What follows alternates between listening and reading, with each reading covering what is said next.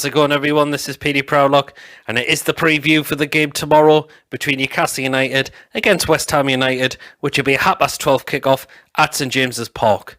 And this game will also be shown live on BT Sport as well. So we did come off the back of that 2-1 away victory against Burnley last Sunday. The first half in that game was abysmal, it really, really was. But in the second half, as soon as we brought on ASM and Callum Wilson, what a difference that made. And we got the 3 points from the game. And West Ham, they came off the back of a 3-2 home victory against Leicester City, which was last Sunday as well. West Ham went 3-0 up in that game, but Leicester City did pull 2 goals back. So that was a bit of a nervy moment for West Ham at that point, you could say. But they did win the game 3-2. So, West Ham at home tomorrow. This will be a very tough game, I must say. West Ham are really fighting for a European spot, whether it's a Europa League spot or a Champions League spot. They are sitting 4th in the Premier League table. You thought at the beginning for their season, it was all looking doom and gloom when we won 2-0 down at the London Stadium at the first game of the season. West Ham fans thought that their season was over at this moment of time, but it wasn't. They managed to turn that around, and they've done very well to turn that around. David Moyes has done a great job of turning that side around. He really, really has. For us, since the international break, it's looked a little bit better, but we all know this season's been a write-off completely. It really, really has, whether we are staying up or not. Because Steve Bruce, as I mentioned, should not be manager at this football club anytime soon. And he needs to be gone at the end of the season. He really, really has to be, no matter what our fate is for next season, I must say. I think we need to start our best players in the game, because this is crucial for us to stay in the Premier League for next season. So I think Callum Wilson and ASM are going to have to start in this game tomorrow. Yeah, I must say, I don't want to see Joe Linton or Dwight Gale in the start lineup. Joe Linton, we all know who's not good enough, and we all know Dwight Gale is suited for the Championship. That is the thing. So our best players have to start tomorrow when we take on West Ham. It's in James's Park at home. So, in terms for injuries, well, there was no new injury concerns reported for us, which is a good thing. But we still are going to be without Ryan Fraser, Isaac Hayden, Fabian Schär, and Jamal Lascelles. But as I mentioned, the good thing is we haven't got any new injury concerns, which is good. For West Ham, they're still going to be without Mikel Antonio, Declan Rice. They could also possibly be without Mark Noble and possibly Aaron Creswell, who apparently reported injuries after the game last week against Leicester City. But I'm hearing possibly Lanzini and Ogbonna could be back for them, I must say. What we also need to make sure we do in the game is from the whistle, just go. Make sure we perform on that pitch and go for it, because this is not going to be easy. West Ham, as I mentioned, they're fighting for a European spot, and they don't want to blow that, really. But we need to make sure we get the 3 points. West Ham, you could say, is supposed to be a winner, is a one we should be looking to get 3 points, but we all know, because of the way they've been playing this season, which is why it's not going to be an easy game for us. So, the players I have picked out, we need to watch out for West Ham tomorrow when we take on them at St James's Park. And I have named a few of them, which I am going to name. Start off with this man, Jesse Lingard. He's been banging in the goals for West Ham. He really, really has. You thought when his time at Manchester United, he wasn't getting a look in. His future was all over the place. And since West Ham brought him in on loan, look at the way he's now started to perform on the pitch. There was a lot of fans who said they didn't rate him. They said, we don't want to touch this lad if he were in our football club. So, yeah, but West Ham decided we'll get him in and see what he could do from there. And he has been banging in the goals. So we are going to really have to watch out for him massively. Another player I've picked out, and that is Gerard Bowen. And he's really good as well, since they signed him from Hull City. Can play as a winger, but has been playing as part of a striking role since Antonio got that injury. And I rate the lad. I really, really do. So, again, that to me is another one we're going to have to watch out for to stop him getting chances on goal. Another one I've picked out, and that is Pablo Fornells. I think he's a very good attacking midfielder, I must say. Just plays behind the striker. So I think a one defence is going to have to keep an eye on as well. And the final one I've picked out, and that is Thomas Souček. Great, decent creative midfielder, I must say. And he can pop up with a goal now and then as well. And he did score against us last season when we drew 2-2 at St James's Park as well. So them are the West Ham players we're going to have to watch out for when we take on them tomorrow. For defence, make sure we are organised, like how we had to do quite a bit of defending last week against Burnley. Hopefully we can limit West Ham to very few chances indeed. So, yeah. Into the predicted lineup for tomorrow. I would like to see what I would like to see, but however, I'm actually going to keep the formation the same, actually. So, yes, I'm actually going to use the system that we have used.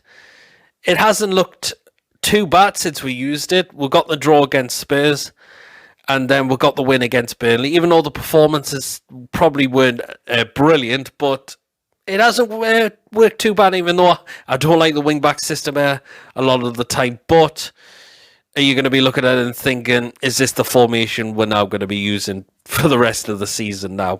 Which we'll wait and see. I've said we should be using 4-2-3-1, but it looks like Bruce has completely ignored that completely, which I still don't know why. So, yeah, 4-3-3 unfortunately hasn't been working them as well. So I've decided to use the formation which I have been using since the Premier games restarted after the international break. So here we are then. Starting off in goal, Martin Dubravka. He was brilliant against Burnley last week, and he's definitely got another job to do. He's going to have to stop the chances from West Ham going in the back of the net. So, but he's also going to need support from the defence as well. He really, really is. And we all know why Dubravka was brought back in goal now for a reason. So I can't see any reason to drop him. Going to go into the three centre-backs. First of all, going to go with Federico Fernandez, keeping him in the side. Great to see him back in after he wasn't getting any games the last few games. But it's great to see him back, and he knows he's got a big performance tomorrow. He really, really has to stop West Ham coming forward and stop him to create chances as well. Next out of the centre-backs, I'm going to go with Kieran Clark. Again, we're going to need a big performance from him as well. I thought did very well against Burnley last week, and again, he has another job to do on tomorrow as well to stop that West Ham threat from coming forward as well. And the last of the three centre-backs, I'm going to go with Paul Dummett. And yeah, same. Going to need another big performance from him as well. It's great to see him back in the side as well. And he has done very well since coming back into the side. So that is the three centre-backs that I have gone with. I have kept it the same. Into the wing-back positions, on the right-hand side, I am sticking with Jacob Murphy. The lad doesn't deserve to be dropped at this moment in time, and he should be getting that chance throughout the remainder of the season. Now, he's done very well. Took his goal brilliant against Burnley last week. We're going to need another good performance from him again as well. On the left-hand side of the wing-backs, I am also going to stick with Matt Ritchie, and again, has done very well again since coming back into the side after being frozen out after his bust-up with Bruce. But again, the lad gives 110%, and he certainly grafts on that pitch as well. So that is why I want to keep Matt Ritchie in the side. The midfield roles, first of all, I'm going to go with Sean Longstaff, and he did very well against Burnley last week as well, putting those tackles in, and we're going to need a good performance from him again as well. Next player in the midfield role, I'm going to go with Joe Willock. I don't want to see Shelvey in the side. He shouldn't even be getting the captain's armband, and let alone be starting in the side as well. Shelvey, as I mentioned, he hasn't got the pace anymore. His legs have completely gone, I must say, and that's why I don't think he should be playing at this moment in time. So I want to see Joe Willock partner alongside Sean Longstaff. Next player in the midfield role, and I'm going to go with Miggy, but I would like to see him just go a little bit more forward throughout the game, rather than coming back a lot of the time to help defend out. What I think Steve Bruce needs to say to him, you make sure you stay forward as possible you can, or high up the pitch. We can let the midfielders, the centre midfielders, and the defenders take care of that West Ham threat. You stay just further up the pitch. So I think that is why Miggy, just like to see him play a bit more higher up rather than just dropping back a lot of the time. Now into the attacking two up front. First of all, I'm going to go with ASM, and what you call giving him a bit of a free roll around the pitch. You could say you probably will cut in a drift from anywhere, probably mostly on the width, but I think the red lad is now ready to start. He really, really is. Took his goal fantastic against Burnley last week. Can we see another great performance from him again? And again, alongside him, of course, you know who it is going to be. Callum Wilson, who now needs to start now because Gale and Joe Linton simply just hasn't really been working a lot of the time. So Callum Wilson now needs to come back in, and hopefully he can start getting the goals again for us. That is the predicted lineup that I've gone with. As I mentioned, I have kept the formation the same since what we've been using since after the international break, but I have gone with what I would like to see in the start lineup as well. So let me know, do you agree with that lineup? If you were to change, let me know as always down in the comment section as always, and why. Score prediction. As I mentioned, this is not going to be hard, but hopefully that win against Burnley gives us that boost and that bit of confidence of going into this game tomorrow. I think the players are going to be up for it, since they know that they want to make sure we stay in the Premier League for next season, and looks like they are playing for the fans now and the badge, which is what they should be doing.